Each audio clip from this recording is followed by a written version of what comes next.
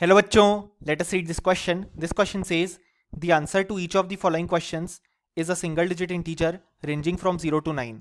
The total number of triprotic acids among the following is H3PO4, H3PO3, H3PO2, H3BO3, H4P2O7. So इस question में कहा गया है कि हमारे पास जो गिवन एसिड हैं उनमें से कितने ट्राइप्रोटिक एसिड हमारे पास हैं और इसका जो आंसर होगा वो एक सिंगल डिजिट इंटीजर होगा बिटवीन 0 to 9.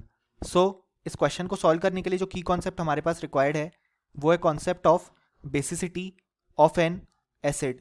सो यहाँ पे जो एसिड की बेसिसिटी होती है वो रिप्रेजेंट करती है number of replaceable H plus ions, यानी कि वो एसिड हमारे पास कितने H प्लस आयन रिलीज कर सकता है वो उसकी बेसिसिटी होती है. अब यहाँ पे क्वेश्चन में ट्राइप्रोटिक एसिड फाइंड करने को कहा गया है. सो ट्राइप्रोटिक एसिड के लिए हमारे पास जो बेसिसिटी आएगी वो आएगी 3, यानी कि वो 3 H प्लस आयन रिलीज कर सकता है. अगर हम देखें सबसे पहले H3PO4 को तो उसका स्ट्रक्चर होता है P double bond O, OH, OH और OH. सो यहाँ पे हम देख सकते हैं 3 H प्लस आयन रिप्लेसेबल होंगे क्योंकि वो इलेक्ट्रोनेगेटिव एटम ऑक्सीजन से जुड़े हुए हैं. सो इसकी बेसिसिटी हो जाएगी 3, ये हो जाएगा ट्राइप्रोटिक. सो ये हो जाएगा करेक्ट. सो यहाँ पे अगर हम देखें नेक्स्ट है हमारे पास H3PO3 जिसका स्ट्रक्चर होता है P double bond O, H, OH और OH. सो यहाँ पे केवल ये दो हाइड्रोजन रिप्लेसेबल हैं क्योंकि ये इलेक्ट्रोनेगेटिव एटम ऑक्सीजन से जुड़े हुए हैं. सो इसकी बेसिसिटी हो जाएगी 2. सो ये हो जाएगा डाइप्रोटिक एसिड, पर हमें बताने ट्राइप्रोटिक एसिड. सो ये इनकरेक्ट हो जाएगा. देन अगर हम बात करें नेक्स्ट पार्ट की तो वो है H3PO2, उसका स्ट्रक्चर होगा P double bond O, H, H और OH. सो यहाँ पे हम देख सकते हैं केवल एक ही हाइड्रोजन रिप्लेसेबल है तो यहाँ पे इसकी बेसिसिटी हो जाएगी 1. सो ये मोनोप्रोटिक एसिड होगा, इसलिए ये इनकरेक्ट हो जाएगा क्योंकि हमें बताने हैं ट्राइप्रोटिक एसिड.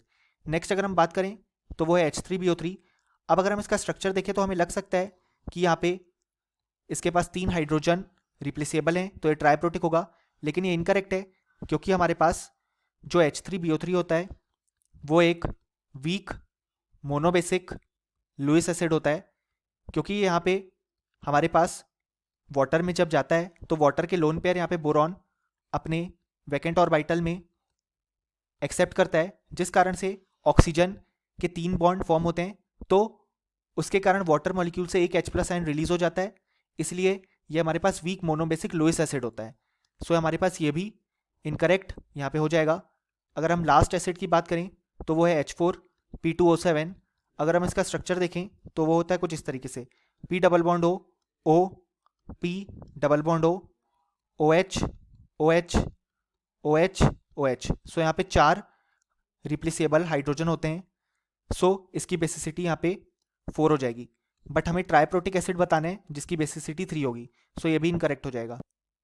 सो फाइनली हमें बोल सकते हैं कि इस क्वेश्चन के लिए हमारे पास जो करेक्ट आंसर आया वो आया 1, क्योंकि यहाँ पे केवल एक ट्राइप्रोटिक एसिड प्रेजेंट है. Hope you understood it well. Best of luck.